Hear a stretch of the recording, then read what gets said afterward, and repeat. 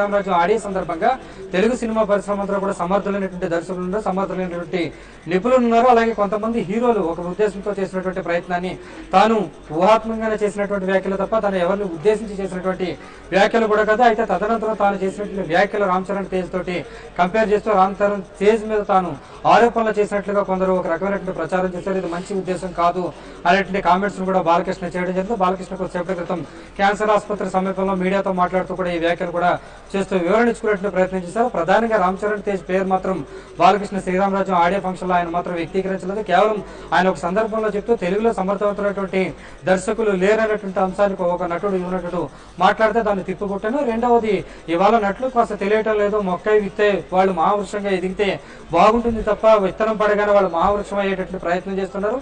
ఈ క్రమంలో అనుభవం లేనినటువంటి రీతిలో ఇటువంటి కామెంట్స్ చేస్తున్నటువంటి అభిప్రాయాన్ని మాత్రమే ఆయన వ్యక్తీకరించడం జరిగింది. ఈ నేపథ్యంలో ఆ వ్యాఖ్యలు రామ్ చరణ్ తేజ్ అని అనడం జరిగిందనేటువంటి అభిప్రాయం కూడా కొంత ప్రజల్లో కూడా కలిగింది, మీడియాలో కూడా అదే రకమైన అభిప్రాయం కలిగింది. రామ్ చరణ్ తేజ్ కి కంపేర్ చేయడానికి ప్రధాన కారణం గత కొద్ది రోజుల క్రితం దాసనారాయణరావుకు సంబంధించి ఆ రామ్ చరణ్ తేజ్ ఒక కార్యక్రమంలో ఒక ప్రత్యేకంగా ఆయన ఒక విషయం మీద మాట్లాడుతూ హీరోయిల్ని సమర్థవంతంగా చూపించేటువంటి దర్శకులు మన రాష్ట్రంలో లేరు, మన ప్రాంతంలో లేరు అనే అభిప్రాయాన్ని రామ్ చరణ్ తేజ్ తన వ్యక్తిగత అభిప్రాయాన్ని వెల్లడ చేసినటువంటి నేపథ్యంలో దాని కౌంటర్ గా దాసర్ కూడా ఒక కౌంటర్ కూడా ఇవ్వడం. ఈ రెండు కౌంటర్ల నేపథ్యంలో బాలకృష్ణ చేసినటువంటి కామెంట్స్ దానికి సింక్ అవడం వల్ల రామ్ చరణ్ తేజ్ కి ఆపాదించడం కూడా జరిగింది. అయితే రామ్ చరణ్ తేజ్ ఉద్దేశించి మాత్రం తాను ఎటువంటి కామెంట్స్ చేయలేదంటూనే బాలకృష్ణ కొత్త తిరకాసులు కూడా పెట్టారు. ఎందుకంటే దాంట్లో నేను ఎవరిని ఉద్దేశించి ఆ కామెంట్స్ చేశానో వాళ్ళకి తెలిసి ఈ విషయాలన్నీ కూడా అంచేత ఆ పేరు మాత్రం తాను చెప్పనని కూడా చెప్పడం జరిగింది. బాలకృష్ణ రామ్ చరణ్ తేజ్ ఉద్దేశించి చేసినటువంటి కామెంట్స్ నేపథ్యంలో నిన్న తిరుపతిలో జరిగినటువంటి కార్యక్రమంలో కాంగ్రెస్ నేత చిరంజీవి కూడా వ్యూహాత్మకంగా స్పందించారు. బాలకృష్ణ లాంటి అనుభవపూర్వకమైనటువంటి నటుడు ఆయన తెలుగు వారి గురించి చేసినటువంటి వ్యాఖ్యలను పూర్తిగా సమర్థిస్తాను.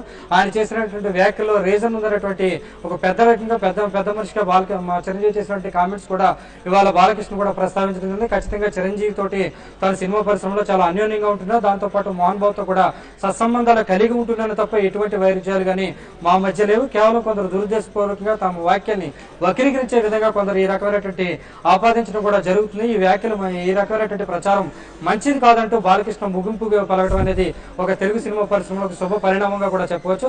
ఇక రెండవది, శ్రీరామరాజు సినిమాను అడ్డుకుంటామన్నట్టు కూడా తెలంగాణ వదిలి ఎవరైతే కొంతమంది చేస్తున్నట్లు విజయశాంతి కామెంట్స్ నేపథ్యంలో కూడా బాలకృష్ణ ఈ వ్యాఖ్యల మీద తాను చేసినట్టు వ్యాఖ్యలు దురుద్దేశంతో కూడినవి కాదు, రాష్ట్రంలో గతంలో ప్రజలందరూ కూడా కలిసిమెలిసి ఉన్నారు, ఆ రకంగానే కలిసి ఉండాలంటే తన వ్యక్తిగత అభిప్రాయాన్ని అభిమతాన్ని తెలిపాను తప్ప తన ఒక ప్రాంతానికి వ్యతిరేకిని కాదనేటువంటి అభిప్రాయాన్ని కొండబద్దలు కొట్టినట్టు ఇవాళ బాలకృష్ణ తన మీద వచ్చినటువంటి రెండో ఆరోపణలకు సంబంధించి ఖచ్చితమైనటువంటి వివరణ ఇచ్చినటువంటి నేపథ్యంలో ఈ వ్యవహారం ఇంతటితో సద్దుమలుగుతుందని భావించవచ్చు. Sumitra, thank you Durga.